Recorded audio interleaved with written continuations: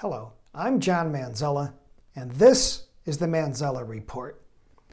There are a number of critical issues facing America today.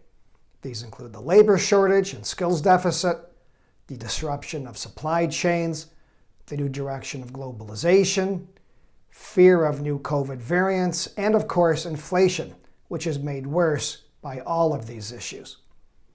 For the next several minutes, I'd like to focus on several critical issues caused by the Russia-Ukraine war and the fallout of China continuing to support Russia.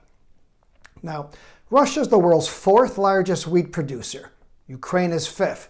Combined, they account for about 30% of global wheat exports, as well as 25% of fertilizer and 16% of corn exports. The projected disruption of a poor Ukrainian harvest and the impact of Western country boycotts of Russian agricultural goods, as we all know, has already elevated prices. The impact to the U.S., which is the breadbasket of the world, is minimal. However, for countries in the Middle East and Africa, which have large poor populations and are highly dependent on agricultural exports from Russia and Ukraine, the rise in price will not only increase hunger, but could spark civil unrest.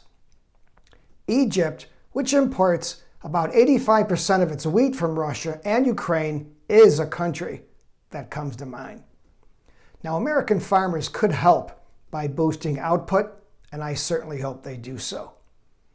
As for disruptions in oil and natural gas from Russia, again, the U.S. is minimally impacted. In recent years, the U.S. has been the top producer of both natural gas and oil. Russia is typically second, sometimes competing with Saudi Arabia for that position. Now, in 2021, Russia supplied only 7.9% of U.S. imports of oil and refined petroleum products. And the primary reason for that?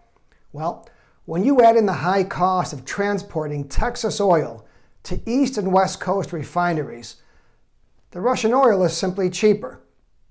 But overall, the Biden administration's banning of Russian oil will have little impact on the U.S. On the other hand, Russia supplies about 25% of European oil and 40% of its natural gas. And some countries like Germany have much higher dependencies. Now, no one wants European petrodollars supporting the Russian military agenda. But immediately turning off the pump is not possible, at least until other sources of supply can be secured by Europe. And that brings me to another concern. One would assume that with America's large reserves of oil and natural gas, boosting production, especially when prices are high, would be a no-brainer for the U.S. industry. But because many companies have been hurt by big downward price swings in the past, and they're not sure where prices may go from here, many are just simply sitting on the sidelines and not increasing investments or output. I'm hoping that sooner rather than later they get pumping. From an economic point of view, China, not Russia, is a much bigger concern. Even though Russia has targeted civilians in Ukraine, China is still likely to support Russia for one very important reason. It wants inexpensive and secure access to Russian energy and agricultural goods that are made cheaper due to the boycott from much of the Western world. If China doesn't get this, it has a big problem. Average Chinese income is only about $15,000. The last thing Chinese President Xi wants are higher energy and food prices that further slow its economy and create angry Chinese consumers. Now that's a situation that could cause civil unrest. For the last several years, U.S.-Chinese tensions have been high. Now, Chinese continued support for Russia has compounded this and is likely to accelerate the effort to decouple the American and Chinese economies.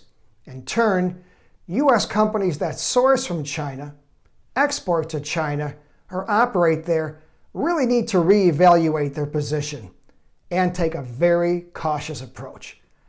For more on this and other topics, visit themanzellareport.com. Thank you.